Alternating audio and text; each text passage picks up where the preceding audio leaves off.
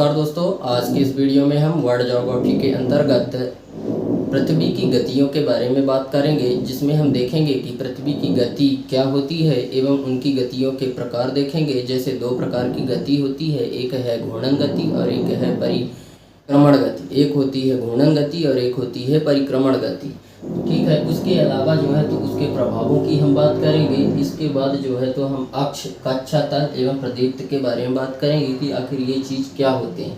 ठीक है, तो इस हिसाब से यह वीडियो काफ़ी इम्पोर्टेंट होने वाली है। तो प्लीज़ दोस्तों, वीडियो को बिना स्किप किए हुए शुरू से लेकर अंत तक ज़रूर देखिएगा, और वीडियो अगर पसंद आए तो वीडियो को लाइक और शेयर ज़रूर करिएगा। तो चलिए दोस्तों, बिना किसी देरी के वीडियो स्टार्ट करते हैं, जिसमें हम सबसे पहले देख लेते हैं कि जो पृथ्वी की गति है वो क्या होती है।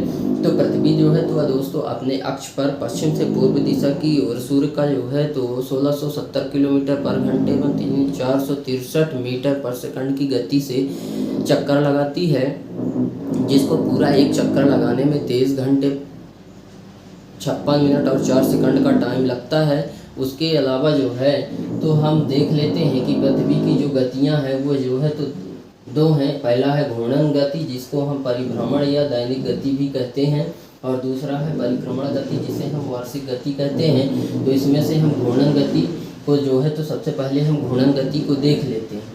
ठीक है, तो घूर्णन गति, पृथ्वी अपने अक्ष पर पश्चिम से पूर्व दिशा की ओर लट्टू की समान जो है तो सूर्य का चक्कर लगाती है, और एक चक्कर लगाने में 23 घंटे 56 मिनट 4 सेकंड का समय लगता है, और वह 1670 किलोमीटर पर घंटे की रफ्तार से एवं 463 मीटर पर सेकंड की गति से चक्कर लगाती है। तब इसको इतना टाइम लग जाता है, जिसको हम घूर्णन गति, परिभ्रमण या दैनिक गति कहते हैं।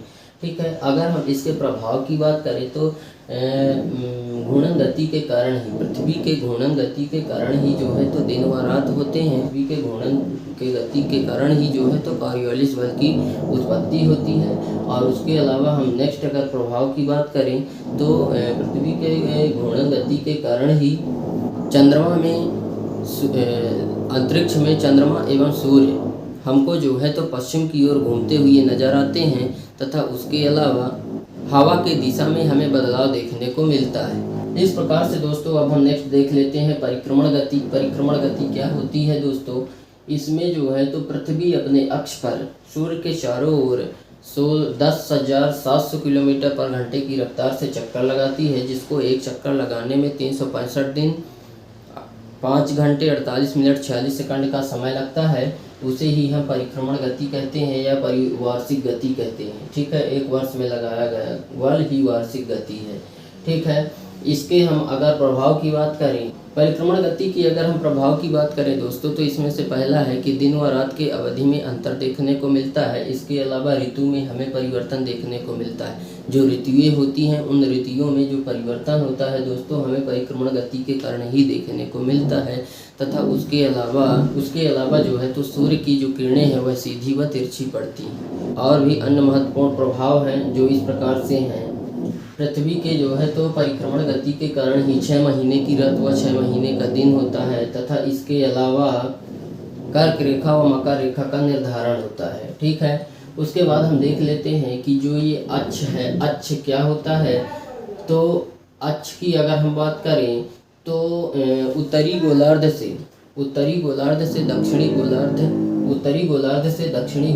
अक्ष की अगर हम बात करें तो उत्तरी गोलार्ध से दक्षिणी गोलार्ध को मिलाने वाली रेखा को हम अक्ष कहते हैं। व कक्षा तल की अगर हम बात करें कि कक्षा तल क्या होता है, तो पृथ्वी के केंद्र से होकर गुजरने वाले तल को, ठीक है, हम क्या कहते हैं? कक्षा तल बोलते हैं या कक्षीय तल बोलते हैं। व प्रदीप्त वृत्ति की अगर हम बात करें कि प्रदीप्त वृत्ति क्या होता है, तो प्रदीप्त वृत्ति क्या होता है, तो इसमें जो है तो पृथ्वी पर दिन व रात को बांटने वाले वृत्त को, पृथ्वी पर दिन व रात को बांटने वाले वृत्त को हम प्रदीप्त वृत्त कहते हैं।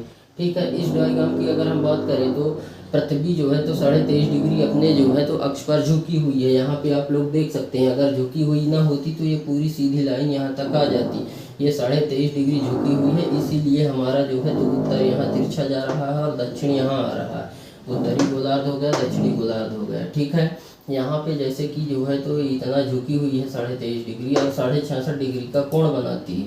यहाँ पे जैसे ये कर्क रेखा है, विषुवत रेखा है, ये मकर रेखा है, ठीक है।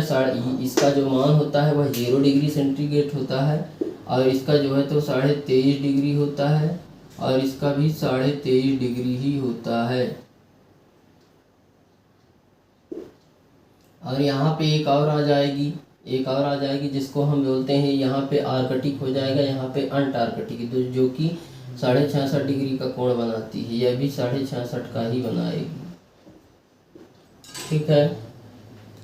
तो इस प्रकार से दोस्तों यहाँ पे जो है तो आप देख सकते हैं, इसे हम जो है तो पृथ्वी का कक्षीय समतल बोलते हैं, जहाँ पे जो है तो यह पृथ्वी को जो 2 बराबर भागों में बांट रही है, अक्षांश रेखा जिसको हम विषुवत रेखा बोलते हैं, उसे हम पृथ्वी का कक्षीय समतल बोलेंगे। एवं जो लंबवत बांट रही है, ऊर्ध्वाधर रूप में जो पृथ्वी को बांट रही है, उसे हम पृथ्वी का कक्षीय तल पर लंब बोलेंगे दोस्तों। ये जो है तो देशांतरीय रेखा है, ठीक है।